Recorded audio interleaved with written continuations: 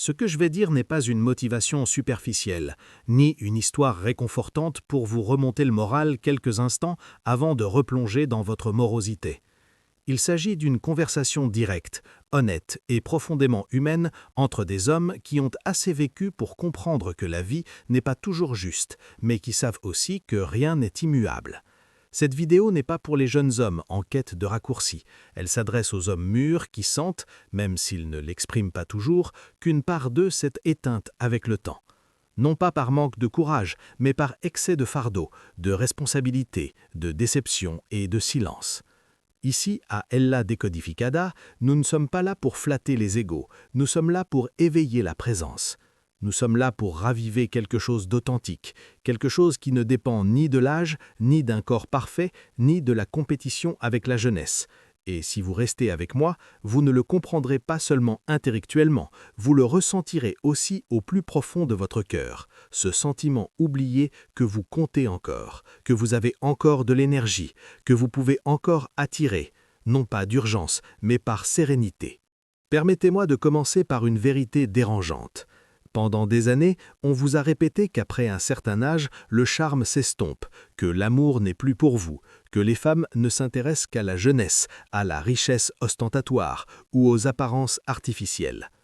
Cette idée ne vous est pas venue soudainement, elle s'est insidieusement installée, comme une goutte d'eau qui tombe chaque jour sur la même pierre, jusqu'à ce qu'un jour, sans même s'en rendre compte, elle cesse d'être une opinion extérieure pour devenir une croyance intérieure.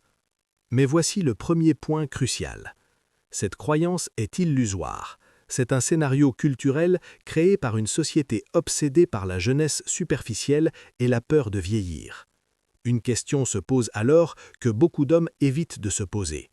Si ce n'est pas vrai, pourquoi certains hommes plus âgés restent-ils magnétiques, désirés, même par des femmes plus jeunes, tandis que d'autres hommes du même âge se sentent complètement invisibles? Qu'est-ce qui fait la différence ? Ce n'est ni l'argent, ni la chance, ni la chirurgie. C'est quelque chose de bien plus profond. La psychologie, la biologie et les neurosciences s'accordent sur un point essentiel que presque personne n'explique bien aux hommes mûrs. Une présence sereine attire davantage que des efforts désespérés. Imaginez un instant. Imaginez que vous entrez dans une pièce sans vous presser.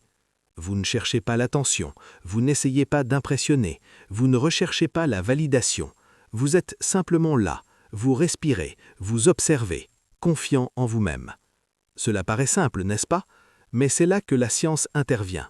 Lorsque l'esprit cesse de déclencher le signal du besoin, le corps réduit la production de cortisol, l'hormone du stress. La respiration ralentit, la posture change, le ton de voix se stabilise, le regard cesse d'être anxieux. Même si personne ne voit vos hormones, tout le monde perçoit le résultat. Les femmes n'ont pas besoin de l'analyser consciemment, son cerveau le détecte automatiquement. Ce que beaucoup appellent énergie ou aura a une véritable base biologique. Et soyez-y attentive car c'est important. Je ne parle pas de manipulation, je ne vous dis pas de contrôler vos émotions, je ne vous promets aucun pouvoir sur qui que ce soit. Je parle de retrouver une qualité naturelle qui a toujours été en vous, mais qui, au fil des années, s'est enfouie sous la peur, la comparaison et la pression sociale. Et voici un autre point important. Vous n'avez pas besoin de rajeunir. Votre charme ne réside pas dans l'apparence de la jeunesse, mais dans la dignité avec laquelle vous vivez votre âge. Beaucoup d'hommes pensent devoir prouver qu'ils sont encore capables, qu'ils comptent encore, qu'ils sont encore désirables. Mais voici une vérité qui change tout. Chaque fois que vous essayez de prouver quelque chose, vous perdez en attrait. La psychologie sociale l'explique clairement. Quand on recherche l'approbation extérieure, l'identité devient fragile, et une identité fragile n'est jamais attirante. Ce qui attire, ce n'est pas l'homme qui recherche l'attention. Ce qui attire, c'est l'homme en paix avec lui-même, même s'il ne reçoit rien en retour. Ce n'est pas de l'arrogance, c'est de la stabilité émotionnelle. Et la stabilité émotionnelle est profondément séduisante. Messieurs, abordons maintenant un sujet plus délicat, non pas qu'il soit gênant parce qu'il est négatif, mais parce qu'il est honnête. Il y a un silence que beaucoup d'hommes commencent à ressentir après 60 ans. Ce n'est pas un silence extérieur, il est intérieur. Les enfants ont grandi, le travail ne définit plus toute votre valeur, les grands combats sont terminés, et soudain le bruit du monde s'apaise. De ce silence naît un sentiment difficile à décrire. Ce n'est pas une tristesse évidente, ni une dépression manifeste, c'est un vide doux et constant, et avec ce vide surgit une question troublante, une question qu'on n'ose presque jamais formuler à voix haute. Est-ce que j'ai encore de l'importance ?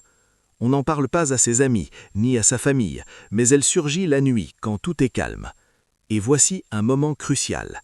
Et si ce vide n'était pas le signe d'une fin, mais d'une transformation ? Psychologie.